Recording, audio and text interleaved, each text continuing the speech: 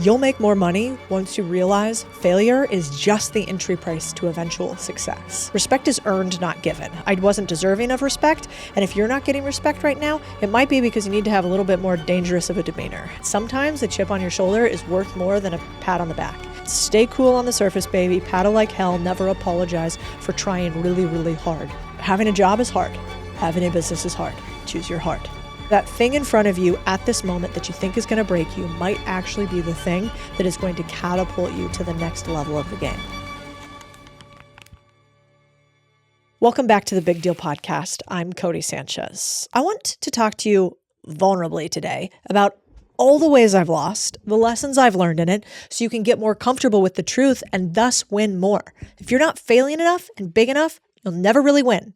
So without further ado, welcome to the official Cody Sanchez Lowlight Reel, where I can teach you all the lessons and you can skip my scars. If you didn't get into the school that you wanted to get into, don't worry, I was the exact same way. In fact, I applied to all the big names, the Harvards, the Stanfords, the Yales. And shocking, I got into none of them. In fact, I barely got into Arizona State University, Harvard of the West, some might say. I think the only reason that didn't cripple me at that time was I had no money to go anywhere else. And so I went to Arizona State, and that actually ended up being the biggest win that I ever could have. What do you mean by that? Well, 60,000 students meant that I had to navigate not being that important, being a number. Nobody cared about me. Nobody was checking up on me. I wasn't special at all. And that meant that I worked really hard. I had 3 degrees by the end of it. I got a grant from the Howard Buffett Foundation, because when you're not special, but you have a chip on your shoulder, you have the opportunity to prove everybody wrong. And sometimes a chip on your shoulder is worth more than a pat on the back. So then, you might think, well, maybe it gets better afterwards. And once you're done with college, you're going to figure it out. Everything's going to be fine. Well, if you're like me, I had no jobs, you guys. Senior year of college, I had no jobs. I was too busy partying, doing things I shouldn't have been doing, going to frat and sorority things. And the only people that wanted to hire me were like the Associated Press for $18,000, which even back then was not enough money. And I was pretty scared. I thought I was going to have to move back in with mom and dad. I was super embarrassed. But maybe that thing that is your biggest fear leads you to do the irrational thing you would not have done otherwise. If I had an easy job come across my plate, maybe I wouldn't have pushed myself to do the irrational thing, which is I went to a finance conference. I sat next to a woman. She ended up being a recruiter for one of the biggest companies in finance in the world. It's called Vanguard. And I just got curious. Your willingness to ask questions and look stupid while everybody else tries to position themselves, especially when you're young, is what's going to make you stand out. The older you get, the more you realize you don't really know anything. And the younger you are, and the more you try to look like you know everything, the more foolish you actually look. So I sat next to her and was like, I don't understand anything. What do you guys do? How does that work? How does this go? What happened?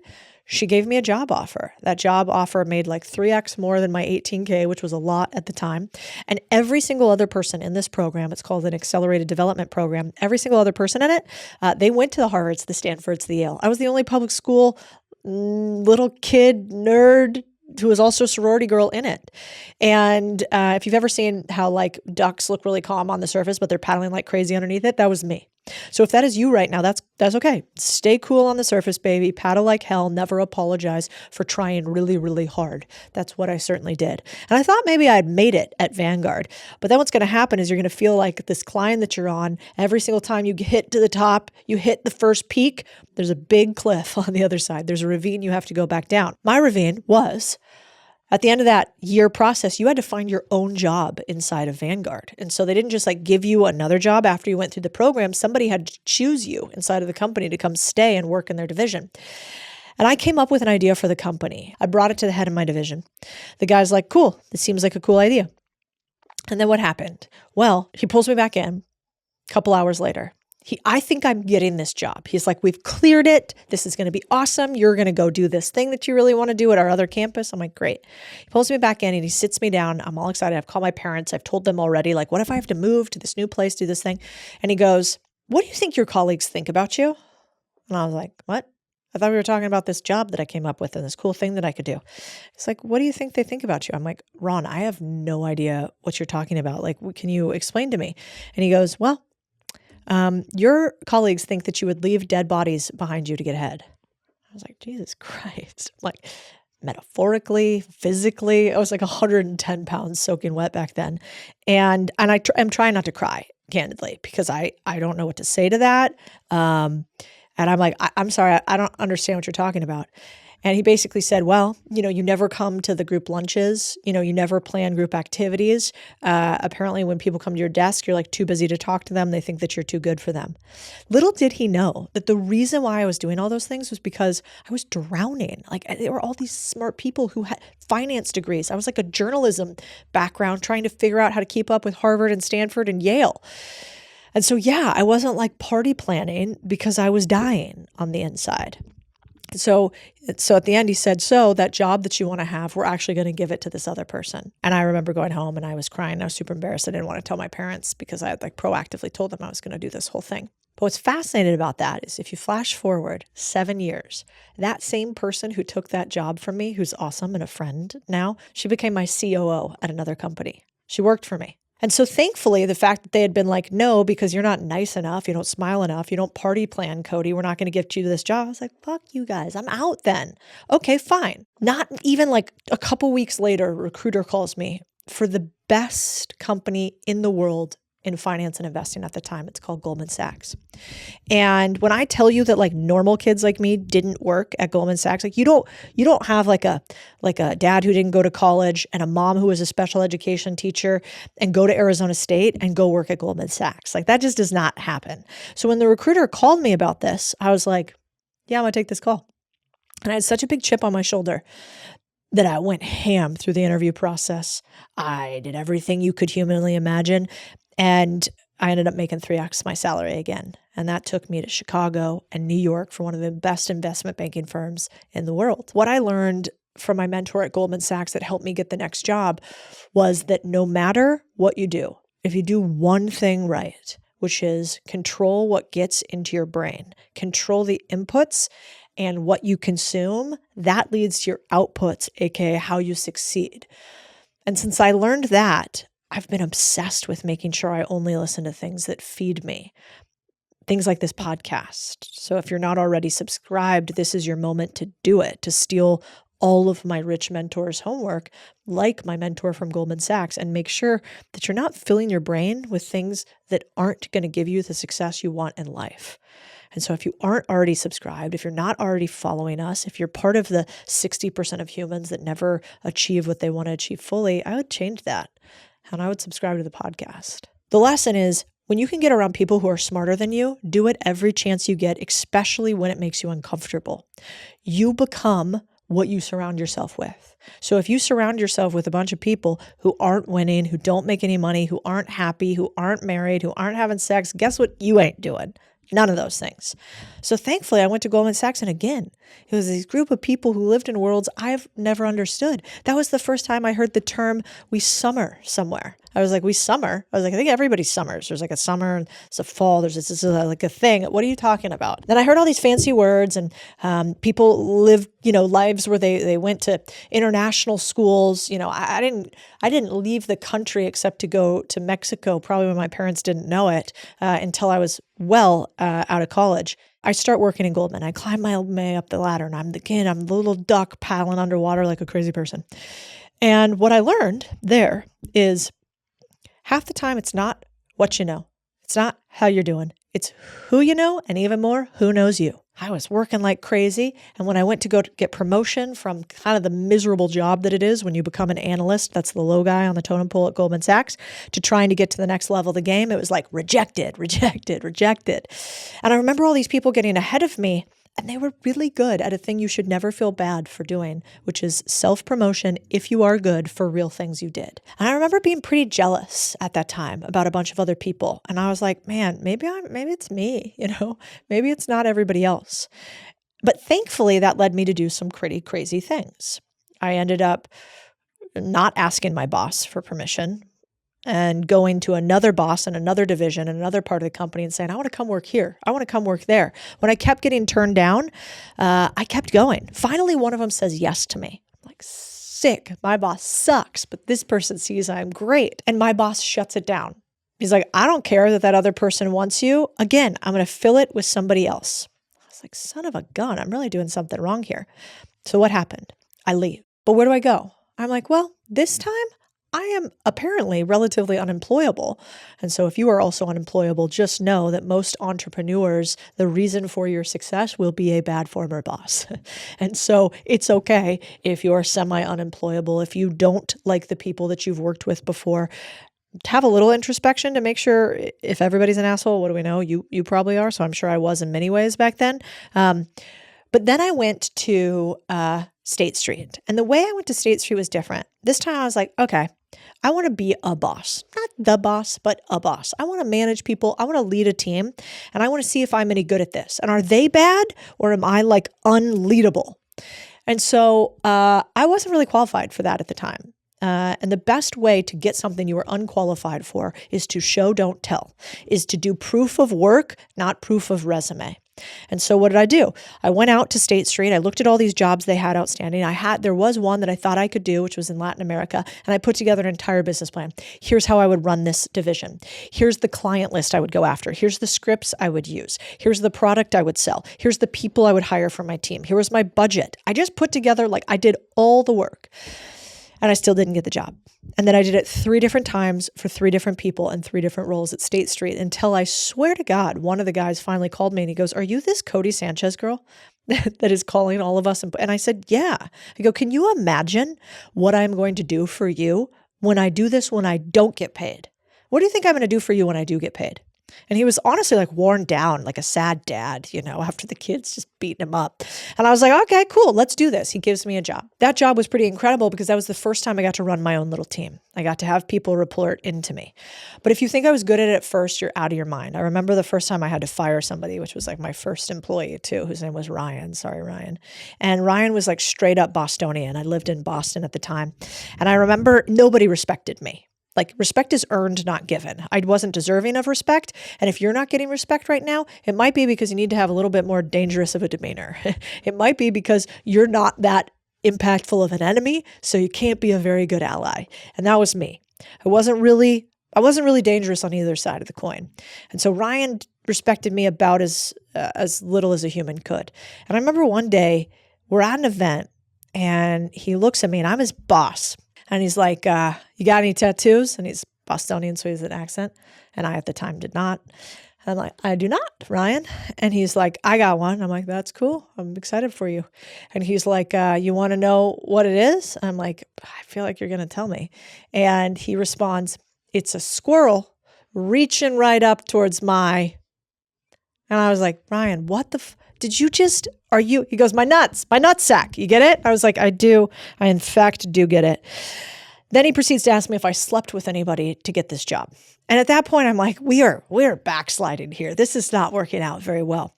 He also proceeds to like not come in with these elaborate stories about why I'm getting in trouble because I got this liability on my hands. And it took me having the balls to do a thing that's like not very well lauded on the internet, which is tell somebody they're not a fit for your company. Like if you want to get hated quickly, go tell somebody that was hard for you to fire somebody on the internet. It doesn't go over very well.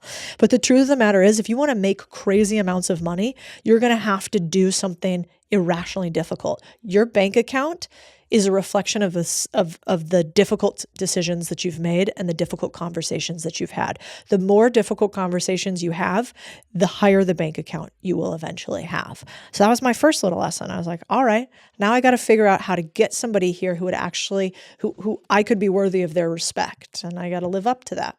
So then I'm looking to leave State Street, Boston's amazing place. What up, Bostonians? Tell me if I got any of you guys who listen. But it's cold as fuck. And I'm from Arizona. And so I was so cold. I had lived in like New York and Chicago and Boston. Also highly recommend, if you stay in the place that you were born, it is really hard to change the human who you were. Move often. See who you are. You can always go back, but at some point it's hard to leave. So see what it's like when you uproot your tree. So I was ready to leave Boston because I'm a wuss and it was too cold. And I'm looking for my next role.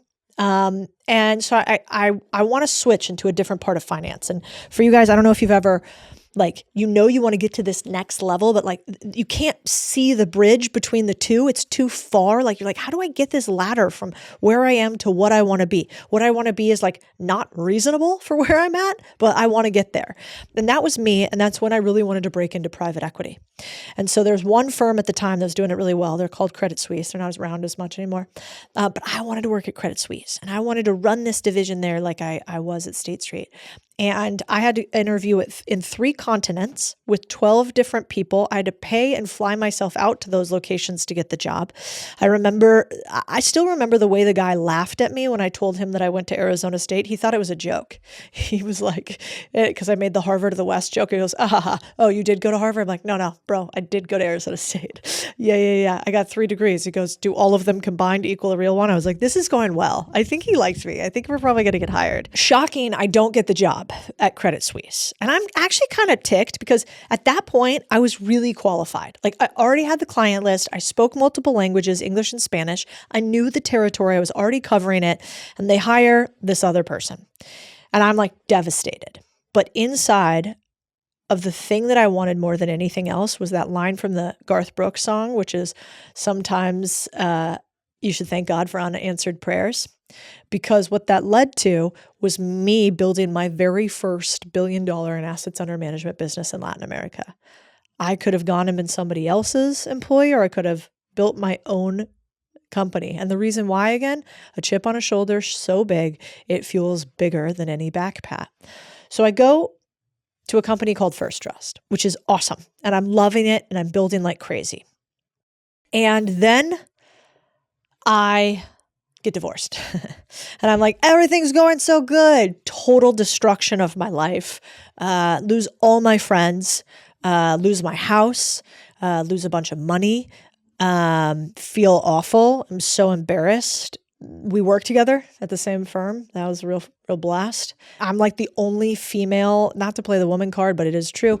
I'm the only female that runs a division there, and all the rest are dudes. So who do you think they like more? Spoiler, not this one. So anyway, they all side with him. I'm still there. It's a total nightmare. And yet I have built this big, huge business where like nothing had been built before. So I was like, you're gonna have to pry this out of my cold, dead fingers. I was like, what do I do? Now I have to like walk away from this huge thing that I built, or I have to like see him every day and kind of get these comments. And I remember like one of them in particular, one of the MDs, I will show it to you. We'll put you, if you see this in the YouTube video, I'll put it up there. I keep it to this day. One of the other, kind of directors like I was, sent me an email real late at night one night. And it just said, you are dumbing down the firm. I'm glad you're happy, but you're ruining the mission that we're on. Something to that effect. You can see the exact words here. You're dumbing down the firm. That's the part that I remember more than anything else. And I remember thinking, motherfucker, like, I'm too tired for this. Like, I'm tired. I'm beat up. It hurts. My heart hurts. I just feel like I'm getting kind of attacked on all sides. And I'm like, I'm just going to give it up. I'm going to leave. And I talked to a couple other people at the firm. They're like, you're crazy. You can't leave. You built this all up. Like, you already lost all this other stuff. You're going to lose this too. So instead, I start dabbling in my side hustles, my little side hobbies. And like, they start growing. And I start that's just when I start buying companies. If you know anything about what I do online now, I started buying up these little companies. And I realized whoa, thank God I didn't buy these while I was married, because that motherfucker would own part of them. So I was like, that's sick. Okay, now I got these side things that are actually making me a ton of money. That helped because, I'm expensive. And so I was like, I can't leave this firm and not have any money, and I don't want to live on my couch, and I like nice things. And I think they lie to you guys when they say that you have to live on your couch in order to have success. I do not think you have to do that. I think you have to do very hard things, but I don't think you have to go to the point of bankruptcy and breaking and all of that in order to win. And so these things start like making some money. I'm like, this is cool. What a win. If I hadn't gotten divorced, if him and I hadn't gone through that, if all those people at the firm weren't really mean to me, I wouldn't have tried to like get a little safety raft going. Then of course, what happens? I start getting a little notoriety. Like, they're covering Cody Sanchez doing this in Latin America. I'm on a magazine cover. That's cool. Well, the CEO comes to me and says, I want to take a walk, which, spoiler, you guys, not a great sign ever. So I'm like, oh God, I'm fired. And He takes me on a walk and he basically says, at this company, we get rich quietly, Cody.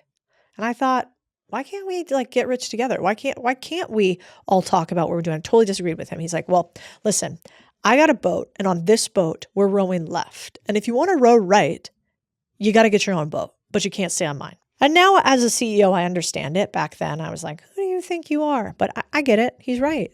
Those weren't my chips. That wasn't my boat. He has every right to go the direction that he wants. So I had to leave the company. I basically got pushed out. But you know what that led to? I went to another company. I raised $100 million for that company. And we had a huge fund in an industry that historically didn't. I got 3 new partners. I was no longer a director, which is like a level here. I was a partner, baby. I was like in the game. I was a player. And that was awesome. And we had one fund and it had incredible returns. And then we have another fund and it's doing great. And I think I'm kind of like on high, right? And at each stage of these, you guys, my network is stacking up, it goes down a little bit, goes back up higher, goes down a little bit, but even higher. And then at this stage, I do a thing that I really hope you do consistently, which is I tell them, I think we need to take money off the table. We're winning. We're like winning big. And if you learn one thing about money, it should be save some for when it stops shining. You need to have a little cash for a rainy day. And so I was like, man, guys, we're doing so well. We're crushing it. I don't think this is sustainable. I think we better put some cash on the side and move it over. And I remember I was the youngest of the 3. There were 2 ladies at the time, but I was the youngest by far. And they were like, you're out of your mind. Like, this is going to the moon. We're going to crush it. Don't keep talking. We have more experience. We've seen this before. And I pushed and I pushed and I pushed, and they wouldn't listen to me. And so I was pretty upset, and I let that be known. And I thought I was right. And then one of my employees calls me, and he's, what's up, LJ, if you hear this. LJ's the man. And LJ calls me and he's like, hey, I think they're going to fire you. I was like, they can't fire me. I own part of this place. What do you mean fire me? He's like, they're like digging up, trying to find something on you so that they can push you out because you think that we should do X and you're really pushing for that investment committee. They don't think your vision's aligned with theirs. I'm like, well, first of all, a truth that I've come to agree with, which is when you have something hard to say it to somebody's face. No matter what, you will have more respect for not going around somebody else's back and instead having the cojones, as we would say in Spanish, to say it straight up. So I thanked LJ and then I got invited to a dinner with one of the partners. Now, I'm not very scary. You can see me. But my husband is scary. He is a former Navy SEAL. And not only does he have the scariest of Navy SEAL resting bitch faces, he is also jacked and a pretty big dude and also knows a lot about weapons, like an odd amount about weapons. And everybody knew that at my firm. But I knew the guy that was going to try to pull this one over on me, where he was going to try to sort of strong arm me out of the company at this dinner and try to tell me like, he kind of thought he could intimidate me, I think, which, to be fair, you guys, throughout your entire life, there will be people that try to use their intimidation, their aggression, their whatever to make you feel less than. And when that happens, you have to figure out, is this a moment that I hold a wall or am I made of paper? And those moments where you stand up and you realize that you are not made of paper, they're the moments where life really changes. I remember shaking on the way to this dinner. It was actually here in Austin at a hotel. And Chris came with me. And so I was like, here's my plan. He thinks I'm going to come to dinner, just me and him. And he's going to try to, like he usually does, either yell at me or intimidate me or blackmail me. I don't know what's going to happen. And you're going to come, Chris. And you're not going to say anything, except you're just going to sit there and look scary. And then if he doesn't let me talk, like he sometimes doesn't let me talk, you're just going to put your hand on his shoulder and you're going to say, I'm going to need you to let my wife speak. And he's going to be scared. And when I tell you the joy of my life that happened, you guys, when we get to this hotel, we go to stand in there. This gent, who I won't say his name, sees me. I see his eyes flare because he sees Chris too. And then he comes up, oh, hi, hugs. And then goes, you know what? I gotta go to the bathroom really quickly. And I peek around the corner and I watch as he gets on the phone. I'm sure to call the other partners and go, oh no, Cody's husband's here. I don't know if this is going to go exactly the way we want to. I don't know if I'm going to be able to strong arm her. I don't know what they actually said. Anyway, we come back out and I lay it on the table. And I'm like, he starts talking about something. And I'm like, my mom has a great line. She says, 99.9% of the time, when I ask you a question, I already know the answer. You have the ability to tell me a truth or a lie here. Your choice. And his face was like, what? And so then I told him, I know that you're trying to push me out of the company. Don't ask me how I know it. I know. I know you're trying to dig up something to make me look like the bad guy. And it's not going to happen. So you have two options. One, you get out of the way and you resign. Or two, you give me a buyout option. But there's no three. So it's one or two. And he's like, well, you can't force that. And I said, I think my attorney can. And so we can choose. That non-paper wall led me to the very first time, you guys, maybe past any point that normal entrepreneurs do it, doing something completely on my own.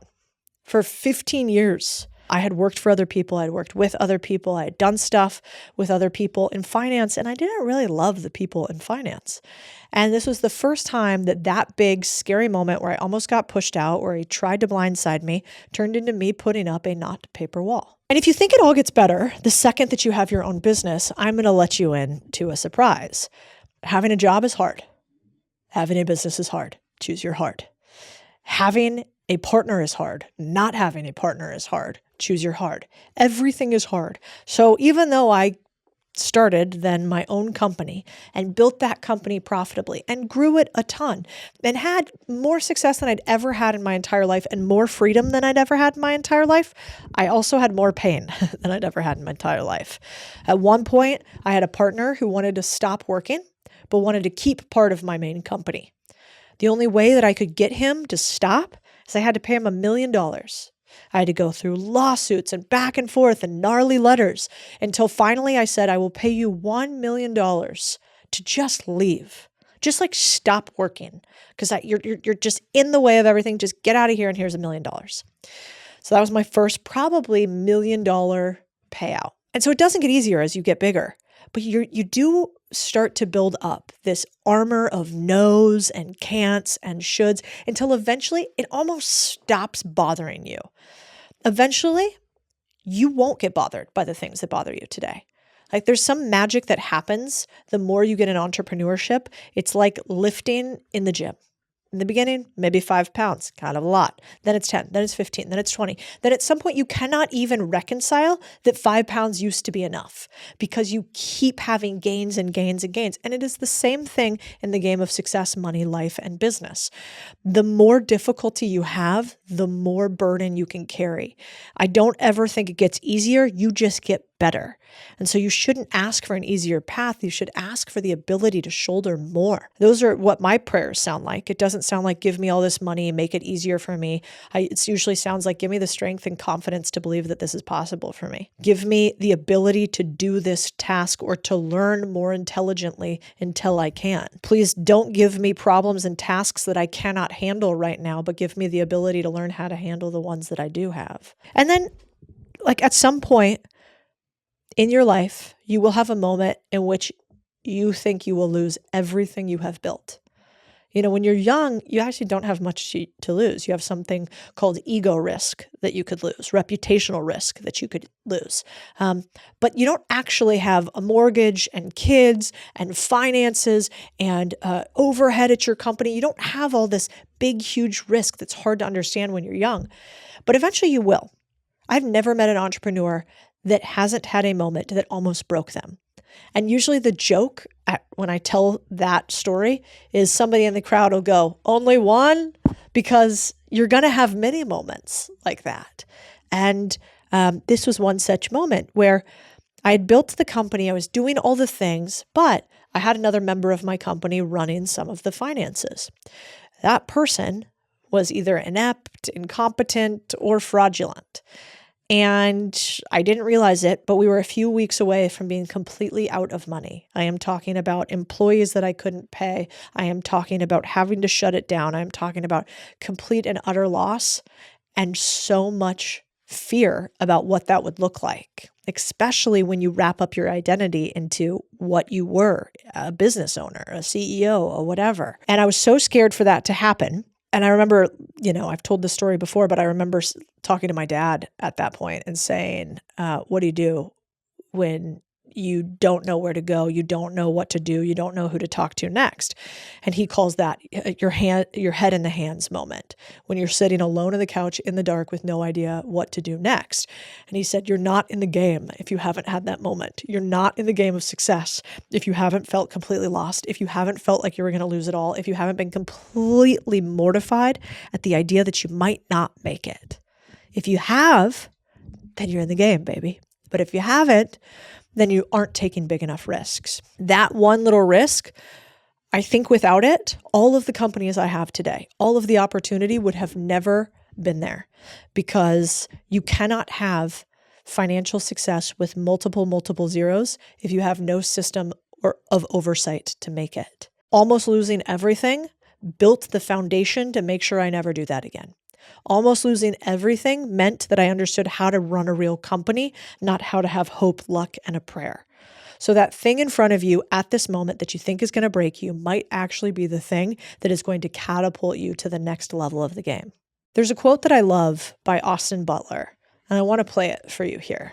I was at a party once and I was dancing and they said, embarrassment is an underexplored emotion. Go out there and make a fool of yourself. Go for it. Like, feel that feeling, the fear of cringe. That's and really go good. out there and do it. The truth of the matter is, you shouldn't be scared about failing. You should be scared about looking back at yourself 10 years from now and thinking, I haven't changed at all.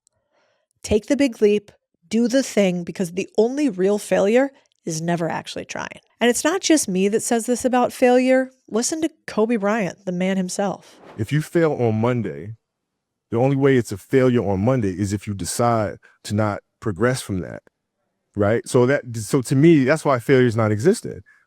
Because, if I fail today, I'm going to learn something from that failure and I'm going to try again on Tuesday. What I love about that quote is he's right. He does it for the love of the game, not the win or loss of the game.